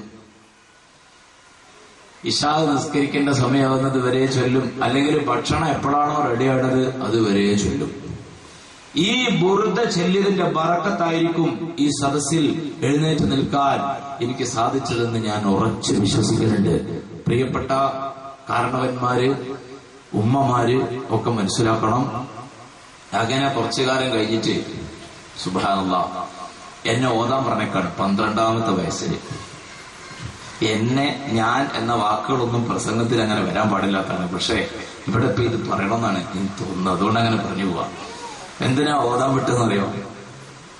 ഇപ്പോഴും ജീവിച്ചിരിക്കുന്ന അഭിമന്യയായ ഉമ്മ, അള്ളാഹു അവർക്ക് ദീർഘായുസ്സും കൊടുക്കട്ടെ, വീട്ടിൽ നിന്ന് ഇറക്കി അങ്ങോട്ട് ആദ്യമായിട്ട് ഓതാൻ പറഞ്ഞേക്കണ സമയത്ത് പറഞ്ഞൊരു വാക്കുണ്ട്. ഓൻ ആരെങ്കിലും ഒരു നേരത്തെ ഭക്ഷണമെങ്കിലും പൊരുത്തപ്പെട്ട് കൊടുക്കല്ലോ എന്ന്. ഒരു നേരത്തെ ഭക്ഷണം ഹലാലായ രീതിയിൽ കിട്ടാൻ വേണ്ടിയിട്ടാണ് ഓതാൻ പറഞ്ഞത്. അത്ര കടുത്ത ദാരിദ്ര്യം ഉണ്ടായിരുന്നു. ഇന്ന് ആ ദാരിദ്ര്യമുണ്ടോ? ഇല്ല. ഇന്ന് അല്ലാഹു സുബ്ഹാനഹു വ തആല നല്ല അവസ്ഥ തന്നിട്ടുണ്ട്. അങ്ങനെ തന്നെ തുറന്നു പറയാം. അന്ന് ഓതാൻ പറഞ്ഞയച്ചതുകൊണ്ട് സുബ്ഹാനല്ലാഹ് ഇപ്പോ എത്രയോ പ്രാവശ്യം ഹജ്ജിനൊക്കെ പോയാൽ ഡോക്ടറാക്കിയിരുന്നെങ്കിൽ ഒരു വട്ടേ പോകാൻ പറ്റുണ്ടായിരുന്നു. ഏതെങ്കിലും ഒരു കുട്ടീനെ ഈ മുത്താലിമീങ്ങളെ കണ്ടിട്ട് ഇതുപോലെ ആക്കാനും ഒരു ഒരു ഒരു ഒരു ആഗ്രഹം ഇവിടെ കൂടിയിരിക്കുന്ന രക്ഷിതാക്കളൊക്കെ മനസ്സിലുണ്ടായാൽ നല്ലതാ. ദുനിയാവും ആവും ആഖിറവും ആവും. അല്ലാഹുവിന്റെ റസൂല് ദുനിയാവും ആഖിറവും ആണ് ലോകത്ത് പഠിപ്പിച്ചിട്ടുള്ളത്. ഇരു ലോകത്തിന്റെയും സയ്യിദാണ്. ഒരാൾ തീരെ വയ്യാതെ കിടക്കുന്നു. മുത്തുനബി സല്ലല്ലാഹു അലൈഹി വസല്ലമ അദ്ദേഹത്തെ കാണാൻ വേണ്ടി, സന്ദർശിക്കാൻ വേണ്ടി എത്തിയിരിക്കുകയാണ്. നോക്കുമ്പോൾ അദ്ദേഹത്തിന്റെ അവസ്ഥ വല്ലാത്ത ഗുരുതരമായ ഒരു സ്ഥിതിയാണ്. നബി തങ്ങൾ ചോദിച്ചു, എന്താണ് ഇപ്പൊ ഇങ്ങനെ സംഭവിച്ചത്? അദ്ദേഹവുമായിട്ട് ആശയവിനിമയം നടത്തുന്നു, കുശലാന്വേഷണങ്ങൾ നടത്തുന്നു. അപ്പൊ അദ്ദേഹം പറഞ്ഞു, ഞാൻ പടച്ചവനോട് ദുആ ചെയ്തു പോയി, റബ്ബേ എനിക്ക് എന്തെങ്കിലും ശിക്ഷ ആഖിറത്തിൽ തരാൻ വിചാരിച്ചിട്ടുണ്ടെങ്കിൽ അതും കൂടി ദുനിയാവിലും കൊണ്ട് തരണമെന്ന് ഞാൻ ദുആർന്നു പോയി. ഉടനെ നബി സല്ലല്ലാഹു അലൈഹി വസല്ലം പറഞ്ഞു, സുബ്ഹാനല്ലാഹ് സുബ്ഹാനല്ലാഹ്, എന്താണ് ഇപ്പൊ നിങ്ങൾ ഈ പറയുന്നത്? ഇതൊക്കെ മനുഷ്യൻ താങ്ങാൻ പറ്റുന്ന കാര്യമാണോ? എന്തിന് നിങ്ങൾ അങ്ങനെ ദുആ ചെയ്തു? അങ്ങനെ ദ്വാരക്കണ്ട, നിങ്ങൾക്ക് ഇങ്ങനെ ദ്വാരക്കാമായിരുന്നില്ലേ? റബ്ബന ആതിനാ ഫിദ്ദുനിയാ ഹസന വഫിൽ ആഖിറത്തി ഹസന, ഈ ദുനിയാവിലും ഹസനത്ത് വേണം, ആഖിറത്തിലും ഹസനത്ത് വേണം എന്ന് നിങ്ങൾക്ക് ദ്വാരന്നൂടെ? ഇരു ലോകത്തിന്റെയും മോക്ഷമാർഗം ലോകത്തിൽ പഠിപ്പിച്ച വിശ്വഗുരു ഹബീബ് ഷഫീഉൽ വറാ മുഹമ്മദ് മുസ്തഫ സല്ലല്ലാഹു അലൈഹി വസല്ലം ഈ മാർഗത്തിലേക്ക് കുഞ്ഞുങ്ങളെ തിരിച്ചുവിട്ട ദുനിയാവുമാണ് ആഖിറവുമാണ്. ഞാൻ ഓർമ്മപ്പെടുത്തുന്നത് സഹോദരന്മാരെ, ഈ നിമിത്തങ്ങൾക്കൊക്കെ കാരണം ഈ മൗലിദിന്റെ ബറക്കത്തായിരിക്കുമെന്ന് വിശ്വസിക്കുന്നു. അതുകൊണ്ട് എല്ലാ വീടുകളിലും മൗലിദ് വേണം, റാത്തീബിന്റെ ദിക്റിന്റെ സദസ്സുകൾ വേണം. അതിലിരുന്നിട്ട് നമ്മുടെ കുഞ്ഞുമക്കളും നമ്മളൊക്കെയും മൗലിദും സലാത്തും ഒക്കെ ഇങ്ങനെ വർദ്ധിപ്പിക്കണം. പലപ്പോഴും നമ്മൾ ഈ സദസ്സുകളിൽ നിന്ന് ചൊല്ലി തീർക്കുന്നതിന്റെ ആശയങ്ങൾ, അതിന്റെയൊക്കെ ഭാഷാർത്ഥം പറയുമ്പോഴേക്ക് തന്നെ എന്തെങ്കിലും തെറ്റിദ്ധാരണകൾ ഉണ്ടെങ്കിൽ തീർന്നു പോകുമെന്നാണ് എനിക്ക് തോന്നുന്നത്. കുണ്ടോട്ടിയിൽ വെച്ചിട്ട് ഒരാൾ മൗലായെ പരിഹസിച്ചു. യഥാർത്ഥത്തിൽ ആ പറയുന്ന വാചകത്തിന്റെ വാക്കർത്ഥമെങ്കിലും ചിന്തിച്ചാൽ പരിഹസിക്കാൻ തോന്നൂല. മൗലായ പടച്ചോനെ, സ്വല്ലി സ്വല്ലി, നീ സ്വലാത്ത് ചൊരിയണം, വസല്ലിം, നീ സലാമും വർഷിപ്പിക്കണം. ഇതാണ് മൗലായ സ്വല്ലി വസല്ലിം എന്ന് പറഞ്ഞാൽ. മൗലായ സ്വല്ലി വസല്ലിം, നീ സ്വലാത്ത് ചൊല്ലണം, നീ സലാമും ചെയ്യണം. അപ്പൊ അത് ഖുർആൻ നേരിട്ട് പറഞ്ഞാണ് സ്വല്ലു അലൈഹി വസല്ലിമു. അത് ഖുർആൻ വ്യക്തമായിട്ട് പറഞ്ഞ അത് തന്നെയാണ് ഈ മൗലായ എന്ന് പറഞ്ഞാൽ. മിക്കവാറും ഒരു മൗലിദ് നടക്കുമ്പോൾ സാധാരണക്കാരായ ആളുകൾ ഏറ്റുപറയുന്നതെല്ലാം സ്വലാത്തായിരിക്കും. ദായിമൻ എന്ന് പറഞ്ഞാൽ ദായിമായിട്ട് എപ്പോഴും നമ്മുടെ മലയാളികൾ പല അറബി വാചകങ്ങളെയും മലയാളം പോലെയാക്കി ഉപയോഗിക്കുന്നുണ്ട്. അതിൽപ്പെട്ട ഒരു പദമാണ് ദായിമൻ എന്നത്. അബദൻ എന്നെന്നും നീ സലാത്തും സലാമും ചൊരിയണം. അലാ ഹബീബിക ഖൈറിൽ ഖൽഖി കുല്ലിഹിം, സർവ സൃഷ്ടികളിലും അത്യുത്തമരായ നിന്റെ പ്രേമഭാജനത്തിന്റെ മേൽ സലാത്തും സലാമും ചൊരിയണേ അല്ലാഹ്. ചെല്ലാൻ പറ്റൂല എന്ന് പറയാൻ, ഇത് പരിഹസിക്കാനോ നിസ്കരിക്കാനും പറ്റൂലല്ലോ. നിസ്കാരത്തിന് സലാം പറയണ്ടേ? തഹിയ്യാത്തുൽ മുബാറകാത്തു സ്വലവാത്തു തയ്യിബാത്തു ലില്ലാഹ് അസ്സലാമു അലൈക. അവിടെ സലാം വന്നില്ലേ? അത് കഴിഞ്ഞിട്ട് പിന്നെ അത്തഹിയ്യാത്തു തശഹുദ് കഴിയുമ്പോ പിന്നെ സലാത്തല്ലേ വരുന്നത്. അപ്പൊ ഇതെല്ലാം മിക്കവാറും ഇതിലൊക്കെ ജനങ്ങൾക്ക് ചില്ലറ സംശയങ്ങൾ ആരൊക്കെയോ എവിടെയൊക്കെയോ ഉണ്ടാക്കിയിട്ടുണ്ടെങ്കിൽ എനിക്ക് തോന്നുന്നു പലതിന്റെയും മലയാളത്തിൽ അതിന്റെ ആശയം പറയുമ്പോഴേക്ക് തന്നെ ആ കെട്ടുകൾ അഴിഞ്ഞു പോകുമെന്നാണ് തോന്നുന്നത്. ഒരു കാര്യം ഓർക്കുക എന്റെ പ്രിയപ്പെട്ട സുഹൃത്തുക്കൾ, ഉമ്മമാർ, നിങ്ങൾ ഒരു സ്വലാത്ത് ചൊല്ലുന്നുവെങ്കിൽ വായു കൊണ്ട് പറയുന്ന പലതിന്റെയും അതിന്റെ ഗുണം വലിപ്പം എത്രയാണെന്ന് ചിലപ്പോൾ നാം മനസ്സിലാക്കാറില്ല. സ്വല്ലല്ലാഹു അലാ മുഹമ്മദ് സ്വല്ലല്ലാഹു അലൈഹി വസല്ലം എന്ന് ചൊല്ലുമ്പോൾ നമ്മൾ സാധാരണ മനസ്സിലാക്കുന്നത് ഒരു സ്വലാത്ത് ചൊല്ലി എന്നാണെങ്കിൽ പഠിച്ചു വെച്ചോ. സ്വല്ലല്ലാഹു അലാ മുഹമ്മദ് എന്ന് പറയുമ്പോൾ ഒരു സ്വലാത്തായി, സ്വല്ലല്ലാഹു അലൈഹി എന്ന് പറയുമ്പോൾ രണ്ടായി, വസല്ലം എന്ന് പറയുമ്പോൾ ഒരു സലാമുമായി. ഇതിന്റെ വലിപ്പം, അതിന്റെ എത്രയോ ഇരട്ടി പ്രതിഫലം കണ്ട് കൺകുളിർക്കൽ എവിടെയാണ്? മഹ്ശറിലാണ്. അവിടെ മീസാൻ എന്ന ഒരു കേന്ദ്രമുണ്ട്. അത് വോട്ടെണ്ണുന്ന കേന്ദ്രമാണ്. ആ കേന്ദ്രത്തിലിട്ട് നമ്മുടെ വോട്ടുകളെല്ലാം എണ്ണിത്തിട്ടപ്പെടുത്തലുണ്ട്, തൂക്കിക്കണക്കാക്കലുണ്ട്. എല്ലാം എണ്ണിത്തൂക്കി നോക്കിയിട്ട് അവസാനം ഒരു വിധി പ്രഖ്യാപനമുണ്ട്, ഒരു റിസൾട്ട് വരലുണ്ട്. സുബ്ഹാനല്ലാഹ്, ഈ ദുനിയാവിൽ പലപ്പോഴും പല കേന്ദ്രങ്ങളിലും നമ്മൾ വിവരമറിയാൻ വേണ്ടി പോയി നിന്നിട്ടുണ്ട്. ശ്വാസമടക്കി പിടിച്ച് കാത്തുനിന്നു. വിജയിച്ചു എന്നറിഞ്ഞപ്പോ മുഖം വെട്ടിത്തിളങ്ങി, തോറ്റു എന്ന് കേട്ടപ്പോ മുഖം കറുത്തുപോയി. തൽക്കാലം വീട്ടിലേക്ക് മടങ്ങി. പക്ഷേ ഈ വിജയവും ഈ പരാജയവും കേവലം താൽക്കാലികമല്ലേ? 5 കൊല്ലത്തേക്കുള്ളതല്ലേ? 1 കൊല്ലം ആകുന്നതിന്റെ മുമ്പ് തന്നെ പ്രതിപക്ഷം ശക്തിയാർജിക്കുകയില്ലേ? കസേരയുടെ കാലുകൾ ഇളകാൻ തുടങ്ങുകയില്ലേ? എന്നാൽ മഹ്ശറിൽ വോട്ടെണ്ണല് കഴിഞ്ഞിട്ട് പടച്ച റബ്ബിന്റെ അന്തിമമായ ഫലപ്രഖ്യാപനം ഇങ്ങ് വരുമ്പോൾ യൗമ തബ്യദ്ദു വുജൂഹുൻ വതസ്വദ്ദു വുജൂഹ്. ഒരു കൂട്ടരുടെ മുഖം കറുത്തിരുണ്ടുപോകും, വേറെ ഒരു കൂട്ടരുടെ മുഖം അതാ പ്രകാശപൂരിതമാകും. അതേ വെട്ടിത്തിളങ്ങും. ജയിച്ചവന്റെ മുഖം വെളുത്തിരിക്കുന്നു, തോറ്റവന്റെ മുഖം കറുത്തുപോയിരിക്കുന്നു. ഇവിടെ ഈ ജയിച്ച മുഖം പ്രകാശിക്കുന്ന കക്ഷികളുണ്ടല്ലോ, ഇനി ഒരിക്കലും അവർക്ക് പരാജയത്തിന്റെ കയ്പ് നീര് കുടിക്കേണ്ടതില്ല. അവർക്ക് കിട്ടിയ കസേരയുടെ കാലിനി ഒരിക്കലും ഇളകുകയില്ല. അതിന് പോകുന്ന ഒരു പ്രതിപക്ഷവുമില്ല. ഫഅമ്മല്ലദീന ബിയദ്ദത് വുജൂഹുഹും ഫഫീ റഹ്മത്തില്ലാഹ്. ആ ജയിച്ച കക്ഷികൾ അല്ലാഹുവിന്റെ റഹ്മത്തിലാണ്. ഇനി അവർക്ക് നാളെ ഇന്നലെ ഇങ്ങനെ ഒരു ചർച്ച തന്നെയില്ല. ഇനി അവരുടെ ജീവിതം അനന്തമാണ്. പരലോകം എന്ന് പറഞ്ഞാൽ യൗമുൽ ആഖിർ, അവസാനത്തെ ദിവസം എന്നല്ലേ പറയുന്നത്. എന്നാൽ അതിന്റെ ആശയം ഇനി അതിന്റെ അപ്പുറം വേറെ ദിവസമില്ലെന്നാണ്. സുബ്ഹാനല്ലാഹ്, എന്നേക്കുമായി അവർ വിജയിക്കുന്നു, തോറ്റവർ എന്നേക്കുമായി തോറ്റുപോകുന്നു. ഈ വിവരം അറിയാൻ വേണ്ടി നിൽക്കുമ്പോഴായിരിക്കും മൗലിദിന്റെ സദസ്സിൽ പങ്കെടുത്തതിന്റെ വില നിങ്ങൾ മനസ്സിലാക്കുന്നത്. ഒറ്റ ചെല്ലുന്നതൊക്കെ എന്റെ മുഅ്മിനീങ്ങളെ, നിങ്ങൾ ചൊല്ലുന്നതൊക്കെ സലാത്താണ്. സലാത്തും വതസ്ലീമുൻ വഅസ്കാ തഹിയ്യ തഹിയ്യത്തി, അത് സലാത്താണെന്ന് പറയേണ്ടതില്ലല്ലോ.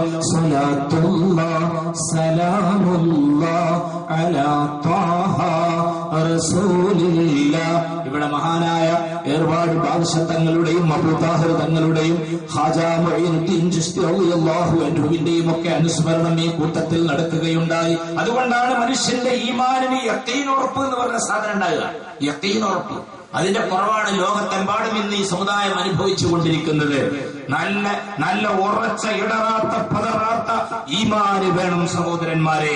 ആ ഈമാന് മുൻകാമികൾക്ക് മുഅ്ജിസത്ത് നേരിട്ട് കണ്ടുകൊണ്ട് അവർക്കുണ്ടായിരുന്നു. നമ്മുടെ മുൻകാമികൾക്ക് ഔലിയാഇന്റെ കറാമത്ത് നേരിൽ കണ്ടുകൊണ്ട് അവരുടെ ഈമാനിന് യഖീൻ ഉറപ്പ് എന്ന് പറഞ്ഞ സാധനം കിട്ടിയിരുന്നു.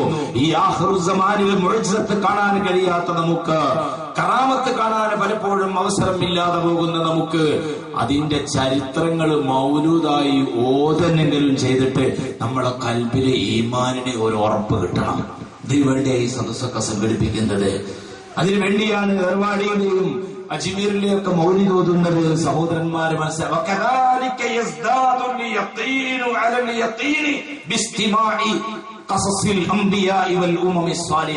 ഇമാം ബറൂസബി അവിടുത്തെ തഫ്സീറിൽ രേഖപ്പെടുത്തിയത് കാണാം. എന്ന സൂറത്തുൽ ഹൂദിലെ ആയത്തിന്റെ വ്യാഖ്യാനത്തിൽ മുതഅല്ലിമീങ്ങൾ നോക്കിയാൽ കാണാം, മഹാന്മാരുടെ പൂർവീകരുടെ ചരിത്രങ്ങൾ വായിക്കുകയും കേൾക്കുകയും ഒക്കെ ചെയ്യുമ്പോൾ മനുഷ്യന്റെ ഈമാൻ ഉറക്കുമെന്ന്. അപ്പൊ ഞാൻ പറഞ്ഞു വന്നത്, ആ സമയത്ത് നമ്മൾ ചൊല്ലി ഏർവാടി മൗലിദ് ഓതിയപ്പോൾ ഏറ്റു പറഞ്ഞു, സലാത്തുല്ലാഹ് സലാമുല്ലാഹ് അലാ ത്വാഹ റസൂലില്ലാഹ്. ഒക്കെയും നിങ്ങൾക്ക് ഞാൻ നേരത്തെ സൂചിപ്പിച്ച ആ മീസാൻ എന്ന തുലാസിൽ 1-ന് 10 കിട്ടുന്നതാണ്. ഇതിനൊക്കെ എവിടെങ്കിലും സദസ്സ് നടക്കുകയാണെങ്കിൽ പള്ളിയിലോ മദ്രസയിലോ എവിടെങ്കിലൊക്കെ ഉണ്ടെങ്കിൽ അതാരാ സംഘടിപ്പിച്ചത്, ഓനേത് ഗ്രൂപ്പ്, ആര് ഞാൻ പോണില്ല എന്നൊക്കെ പറഞ്ഞ് നമ്മൾ മാറി നിന്നിട്ട് ഗൈബത്തും നമീമത്തും പറയും. 4 ആളുകൾ സ്ഥലത്ത് കൂടിയാൽ പരദൂഷണമായിരിക്കും. സുബ്ഹാനല്ലാഹ്. മഹാനായ ഇബ്രാഹിം റളിയല്ലാഹു അൻഹു ഒരു സദ്യയിൽ പങ്കെടുക്കാൻ വേണ്ടി എത്തിയിരിക്കുന്നു. അവിടെ ഒരുപാട് ആളുകൾ കൂടി ഭക്ഷണം എടുത്തു വെച്ച് എല്ലാവരും കൂടി വട്ടട്ട് ഇരുന്നപ്പോ കൂട്ടത്തിൽ ഒരാൾ വേറൊരാളെ പറ്റി ഗൈബത്ത് പറയാൻ തുടങ്ങി. ഉടനെ മഹാനായ ഇബ്രാഹിം റളിയല്ലാഹു അൻഹു അവരെല്ലാവരെയും ഒന്ന് ശ്രദ്ധിച്ചുകൊണ്ട് പറഞ്ഞു, ഇന്നല്ലദീന കാനൂ ഖബ്ലനാ യഅകുലൂനൽ ഖുബ്സ ഖബ്ലൽ ലഹ്മി വഅൻതും ബദഅതും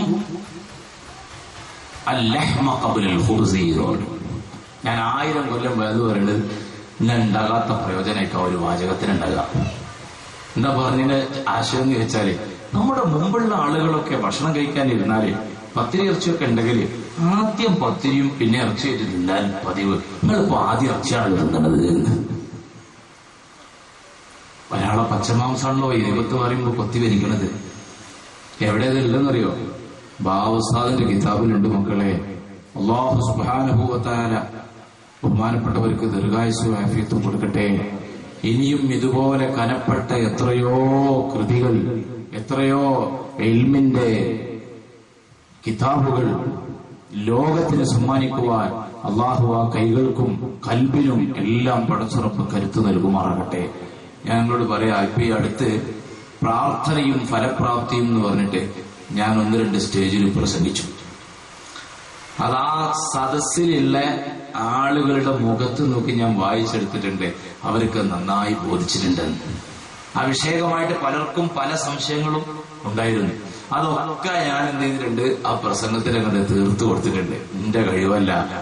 ഞാൻ അതിന് പ്രധാനമായി അവലംബിച്ചത് ബാബ ഉസ്താദിന്റെ മൊഴിയും പൊരുളും എന്ന മലയാള ബുക്ക. അതൊക്കെ നമുക്കൊക്കെ വേണമെങ്കിൽ PSK ഉസ്താദിന്റെ കെയർ ഓഫിൽ ഫ്രീ ആയിട്ട് കിട്ടിയിട്ടുണ്ടാവും. വീട്ടിൽ ഞാൻ പറയാ, അതിന്റെയൊക്കെ പിന്നിൽ എത്ര കടുത്ത അധ്വാനം ഉണ്ടാവും നമ്മളൊന്ന് ആലോചിച്ച് നോക്കി. എത്ര കടുത്ത പ്രയത്നമാണ് ബഹുമാനപ്പെട്ടവർ നടത്തിയിട്ടുണ്ടാവുക. അത് നമുക്ക് ഈ കേരളത്തിന്റെയും അതിന്റെ പുറത്തുമൊക്കെയുള്ള ലക്ഷദ്വീപിൽ ഉൾപ്പെടെ പല സ്ഥലങ്ങളിലും ഉള്ള ഉദാരമതികളായ ആളുകളെയൊക്കെ നേരിട്ടും അല്ലാതെയും ബന്ധപ്പെട്ട് അതിന് വേണ്ടുന്ന ഫണ്ട് കണ്ടെത്തി എന്നിട്ട് നമുക്കൊക്കെ അത് ഫ്രീ ആയിട്ട് തന്നിരിക്കുകയാണ്. ഞാൻ എന്റെ മുതാലിം സുഹൃത്തുക്കളോടും പ്രിയപ്പെട്ട ഇപ്പോൾ ഞാൻ അഭിസംബോധനം ചെയ്തുകൊണ്ടിരിക്കുന്ന എന്റെ സാധാരണക്കാരായ ഉമ്മപങ്കന്മാരോടൊക്കെ പറയുന്നു, മൊഴിയും പൊരുളുന്നുള്ളത് വേണമെങ്കിൽ എല്ലാ ദിവസവും സുബഹിസ്കാരം കഴിഞ്ഞിട്ട് ഒരു 10 മിനിറ്റ് 1-2 പേജ് കുടുംബത്തിലെ ഒരു മുതിർന്ന ഒരു 10ാം ക്ലാസ് പഠിക്കുന്ന ഒരു കുട്ടീനെ കൊണ്ടാണ് വായിപ്പിക്കുക. ബാക്കിയുള്ളവരൊക്കെ എന്ന് കേൾക്കുക. അങ്ങനെയെങ്കിലും ചെയ്യുന്ന ഒരു പതിവുണ്ടായാല് ഒരുപാട് മാറ്റം നമ്മുടെ കുടുംബത്തിലും നമ്മുടെ മക്കൾക്കും ഒക്കെ ഉണ്ടാകും എന്നെനിക്ക് തോന്നുകയാണ്. ഇരിക്കട്ടെ, അപ്പോ ഞാൻ പറഞ്ഞു വരുന്നത്, 4 ആൾ കൂടിയാൽ നമ്മൾ നമീമത്ത് തുടങ്ങും. അത് മറ്റൊരാളെ പച്ചമാംസം കുത്തിവലിക്കുന്നതിന് തുല്യം. ഇബ്രാഹിം അദ്ഹം റളിയല്ലാഹു അൻഹു പറഞ്ഞു, അതിന് പകരം മൗലിദോതുക സഹോദരന്മാരെ, ഹബീബായ ഈ നേതാവിന്റെ മദ്ഹല്ലാതെ പിന്നെ നമ്മൾ എന്ത് പറയാനാണ്? അത് പറഞ്ഞാൽ ഈ വീടുകളിലൊക്കെ ഇങ്ങനെ മൗലിദിന്റെ സദസ്സുകൾ സംഘടിപ്പിച്ചാൽ തീർച്ചയായും സർവ്വ അപകടങ്ങളെ തൊട്ട്, ദുരന്തങ്ങളെ തൊട്ട്, അഗ്നിബാധയുണ്ടാകുന്നതിനെ തൊട്ട് എല്ലാം കാവലാകുമെന്ന് നമുക്ക് ഇയാനത്തു താലിബിൽ എന്ന സാധാരണ എല്ലാ പള്ളി ദർസിലുള്ള കിതാബിൽ പോലും നോക്കിയാൽ കാണാം. സഹീഹുൽ ബുഖാരിയിൽ അതിന് സൂചന നൽകുന്ന ഹദീസുണ്ട്. ഒറ്റ ഒന്ന് മാത്രം ഞാനിപ്പോൾ വായിച്ചു കേൾപ്പിക്കുന്നു. സഹീഹുൽ ബുഖാരിയിലെ 3675 നമ്പർ ഹദീസും 3686 നമ്പർ ഹദീസും 3699 നമ്പർ ഹദീസും 3 സ്ഥലത്തായി ഇമാം ബുഖാരി ഉദ്ധരിച്ചു. ഒരേ ആശയം ഉൾക്കൊള്ളുന്ന ഹദീസ്. എന്താണ് ഹദീസ് എന്നറിയോ? ഷഫീഉൽ വറാ സയ്യിദുനാ മുഹമ്മദുർ റസൂലുള്ളാഹി സ്വല്ലല്ലാഹു അലൈഹി വസല്ലം തങ്ങൾ സഈദ ഉഹുദ് മലയിലേക്ക് കയറുന്നു. കൂടെ ആരൊക്കെയാണ്? ബഹുമാനപ്പെട്ട സയ്യിദുനാ അബൂബക്കർ സിദ്ദീഖ്